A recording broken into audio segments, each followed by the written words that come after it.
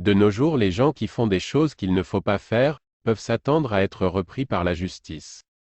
Que ce soit pour des vols, conduite en état d'ivresse, ou sous l'emprise de la drogue, ou encore bagarre, maltraitance, etc. Et lors de leur condamnation, ces personnes s'attendent, eux aussi, à un traitement de faveur. Mais quoi qu'il en soit, le verdict tombe. Certains sont quelque peu habitués à aller en prison, ils connaissent les locaux de certains lieux de détention, et ils se disent, si je vais dans telle ou telle prison, ils ont des préférences, car ils y sont déjà allés. Aujourd'hui, certaines prisons sont des lieux dorés pour les malfaiteurs.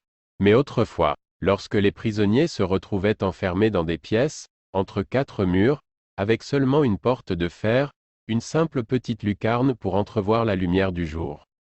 Plus loin encore dans le temps, les malheureux étaient descendus dans des cachots, enfouis dans les profondeurs de la terre.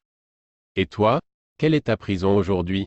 Elle se situe dans un endroit réputé pour le bon traitement des prisonniers. Où es-tu dans la pire de toutes? Bien sûr, cette image reflète aujourd'hui la vie de ceux qui vivent sans Dieu, et qui vivent des drames dans leur vie. À travers la souffrance physique ou psychologique.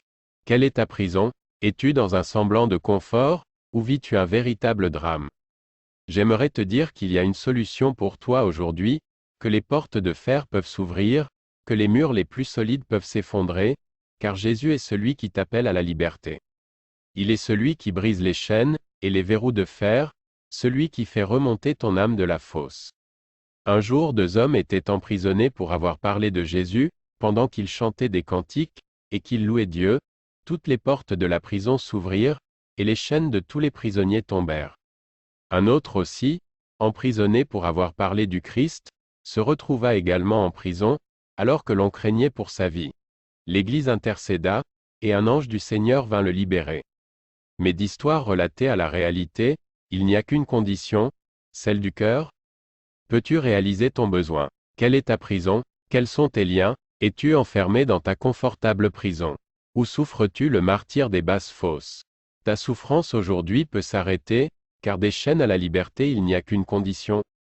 Celle d'un cœur repentant. Accepte Jésus, et tu auras la paix, la joie, et la liberté. Car lui seul peut délivrer des passions de la vie. De tout ce que tu peux aimer, et qui t'empêche d'être sauvé. Il est celui qui guérit toute maladie, et même les cœurs brisés. Celui qui panse les plaies, celui qui délivre de l'angoisse, et de la fosse dans laquelle Satan t'a enfermé. À travers la maladie, l'angoisse, la drogue ou l'alcool, peu importe ce qui te fait souffrir, et qui te tient lié.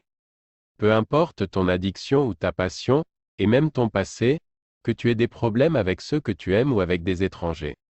Jésus t'aime, Jésus t'appelle, Jésus guérit, Jésus délivre, Jésus sauve. Car, il est le même, hier, aujourd'hui, et éternellement. Jésus revient,